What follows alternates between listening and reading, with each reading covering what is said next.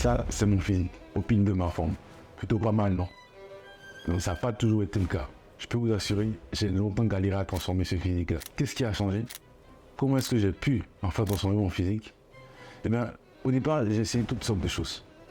Diète, fad, restriction au maximum, priorisation des suppléments alimentaires, cardio à outrance pour n'avoir aucun résultat. Au fur et à mesure, j'ai compris que perdre du gras, transformer son physique, c'était un skill. Et comme tout skills, il faut se concentrer sur les fondamentaux. Et ça tombe bien, parce que là, en janvier, j'ai fait la Java en décembre. Et j'ai pris un petit peu de gras. Donc, je suis plus au pic de ma forme. Et c'est le moment d'entamer une nouvelle transformation. On va se concentrer sur les bases de cette compétence qui est la perte de poids, la transformation physique. Et à la fin de cette vidéo, vous allez avoir toutes les cartes en main pour atteindre le physique que vous voulez. En tout cas, pour perdre du gras. La nutrition, c'est la base de tout objectif physique et ça sera notre premier pilier. Pour ce volet, trop de personnes encore confondent régime et manger sainement. C'est pas la même chose. Manger sainement, c'est vraiment avoir une alimentation variée en fonction de son objectif. En l'occurrence, pour nous, la perte de poids. Et pour ce faire, on va oublier 2 minutes la nutrition, puis on va s'attaquer vraiment au fondement, à un concept phare de cette nutrition, la dépense énergétique journalière. Comment est-ce qu'on dépense de l'énergie? Comment est-ce que le corps dépense de l'énergie toute la journée? On va prendre l'ordinateur et on va taper dépenses énergétiques journalières calculateur sur n'importe quel moteur de recherche. Une fois qu'on va avoir les résultats, on choisit le lien qu'on veut, on tape nos informations. Généralement, on demande l'âge, la taille, le poids, etc. Soyez le plus honnête possible, c'est en votre faveur. Déjà, c'est une estimation. Si vous rentrez des informations fausses, on va être à côté de la plaque, complètement. Et ça ne va pas nous servir. Lorsqu'on va avoir ce chiffre, on sait sur quoi se baser. C'est l'énergie dont le corps a besoin pour se maintenir. Si vous mangez cette énergie, vous ne grossissez pas, vous ne maigrissez pas. Dans le cadre d'une perte de poids, on va appliquer ce qu'on appelle un déficit.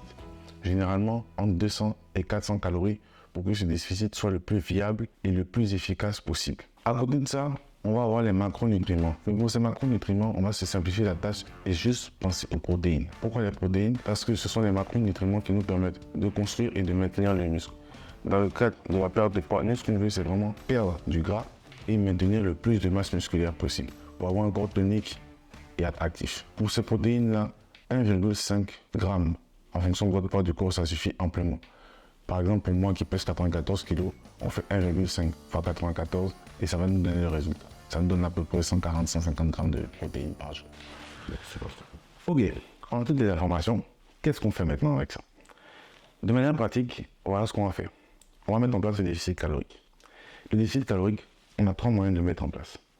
Et je vais vous les dire en fonction de, selon moi, le plus efficace ou moins efficace. Pour moi, le plus efficace, ça va être compter ses calories. Ça peut paraître chiant, mais il y a plusieurs avantages.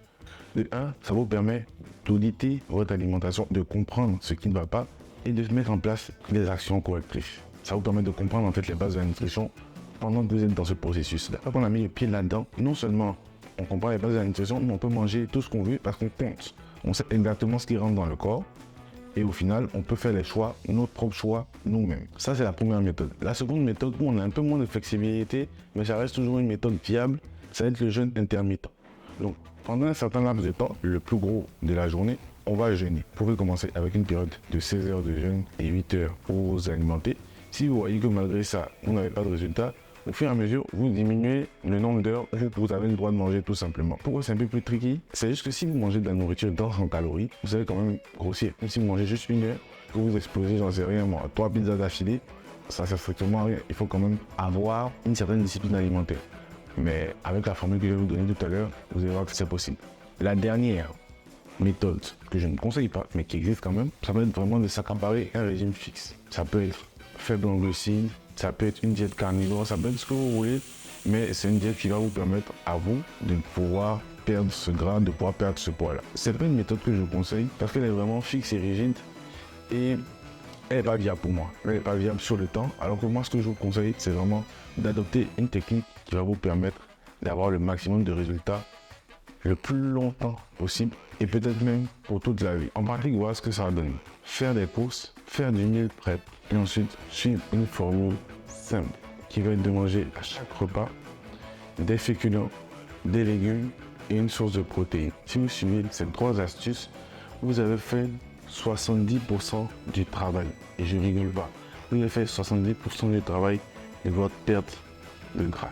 Après ça, et on va attaquer certains piliers, certains autres piliers qui sont aussi importants, mais moins importants que la nutrition. On a vu comment est-ce que le corps dépense de l'énergie, comment est-ce qu'on peut manger en fonction de ça, comment est-ce qu'on peut calibrer son alimentation en fonction de nous, notre dépense qui est personnelle. Et là, on va aller un peu plus loin, parce qu'il faut comprendre le mécanisme de cette dépense d'énergie-là et voir les astuces qu'on peut mettre en place pour amplifier le résultat. Le second pilier, ça va être l'activité quotidienne, le mouvement. Je vous ai parlé de la dépense énergétique journalière, mais je ne suis pas allé dans les détails. Je ne vous ai pas dit comment est-ce qu'elle fonctionne. La dépense énergétique journalière peut être divisée en 3 catégories. En 4, mais là on va les diviser d'abord en 3. Le métabolisme de base, l'activité quotidienne, le mouvement et l'effet thermique des aliments, tout ce qui est digestion, mastication, etc. Comme vous pouvez le voir, le métabolisme de base va compter pour le gros, 70%. Ça dépend en général de votre âge, de votre genre, de votre taille, de votre poids. Autant dire des variables qu'on ne peut pas vraiment contrôler. On a aussi l'effet thermique des aliments qui va compter pour 10%. 80% des variables ne sont pas sous votre contrôle. Et nous, ce qu'on va faire pour améliorer, c'est augmenter cette variable-là qui va être l'activité quotidienne. Et dans l'activité quotidienne, on a 2 parts. Entraînement qui compte juste pour 5%, que ce soit pour un running ou que ce soit de la musculation, ça compte juste pour 5%. Et on va avoir le NEAT. Considérez cette activité-là, c'est toute l'énergie que vous dépensez à l'extérieur de l'entraînement. Quand vous faites le ménage, quand vous marchez, quand vous êtes debout, etc. Et ça compte plus de 15%. Et c'est sur ça qu'on va se fixer pour améliorer au maximum notre dépense énergétique. Si on contrôle l'alimentation et qu'on augmente cette partie-là, les résultats,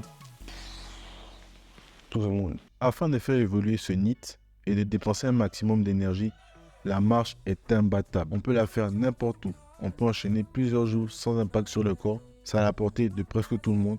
On a juste besoin d'une paire de chaussures. Incorporer la marche à son programme, c'est vraiment un game changer. La marche, c'est vraiment un exercice sous-coté.